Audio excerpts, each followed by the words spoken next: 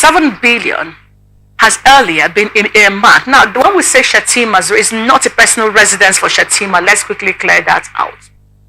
It is a vice presidential residence.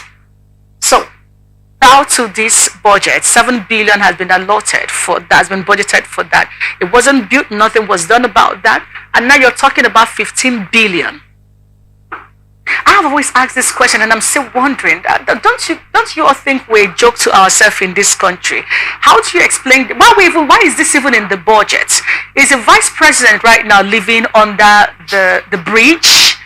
Is it that he doesn't have a home, even if there's no place for him to live in Aso Rock? Is it that he doesn't have a home in Abuja, or cannot afford one with his capacity as an ex-governor and a former senator, by the way?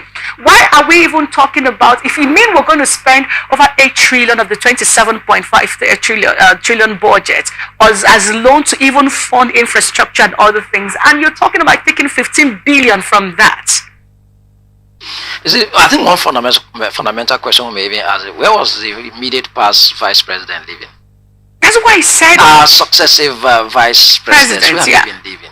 Is it that we never had, or they just want to deliberately build another new one, a brand new vice president? Why is it happening at this time?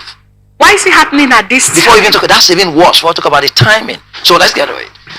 Apparently, I think the problem it's part of what I had mentioned here, a conspiracy of the elites, that they care about themselves alone. They've agreed that every opportunity they would have to get into power, or as soon as they get into power, is to serve the welfare of their clique, themselves.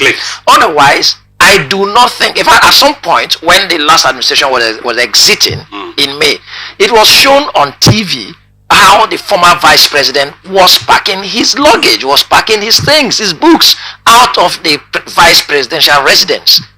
So we do have, can they tell us we do not have a vice presidential residence? If we do not have a vice presidential we have been renovating from time to time, from year to year.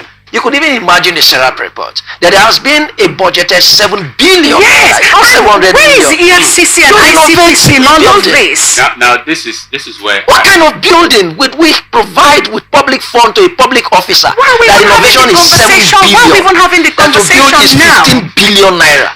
Now I know this. Listen, you find this funny. I do not find it funny. I need to drag into the angry Nigerian clique. I am trying to keep a happy face.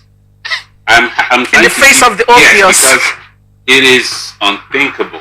It is inhumane. It is heartless for our public officers, our governors. And these people are people that have been living on public funds for the past 15, 20 years. Or more, yeah.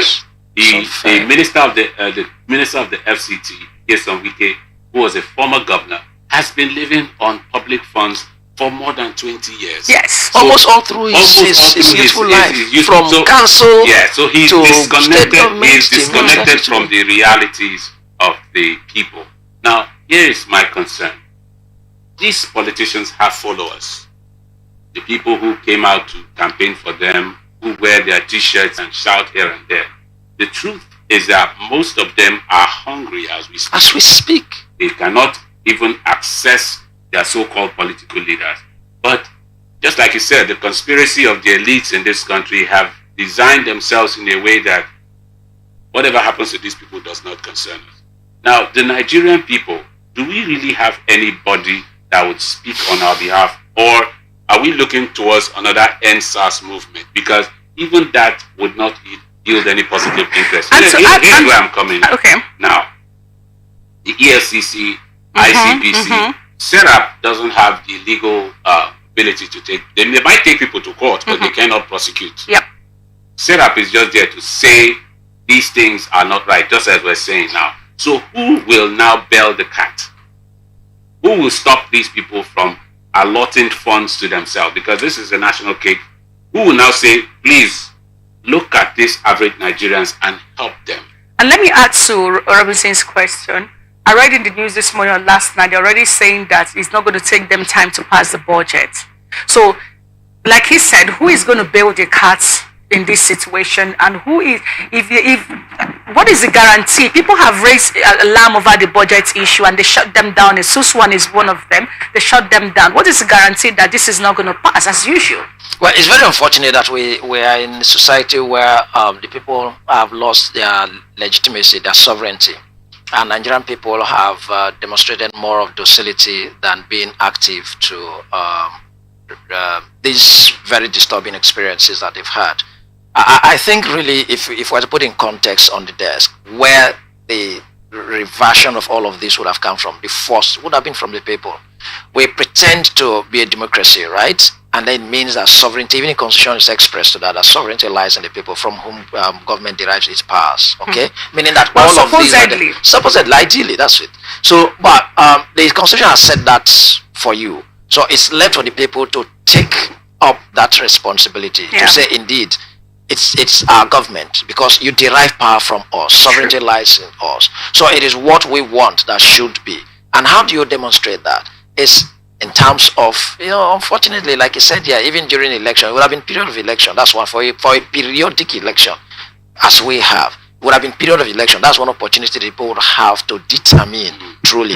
But the system is also squeezed by the same elites who have conspired against you to frustrate the system in such a way that even when the people are determined to say we want to vote in a particular direction for right leadership to form the next government, what happens with the umpire? What happens with the judiciary? What happens with even the security? All of the stakeholders in the electoral process. They direct their interests towards serving the purpose of these same conspirators. So that's been a very disturbing challenge in this part of the world.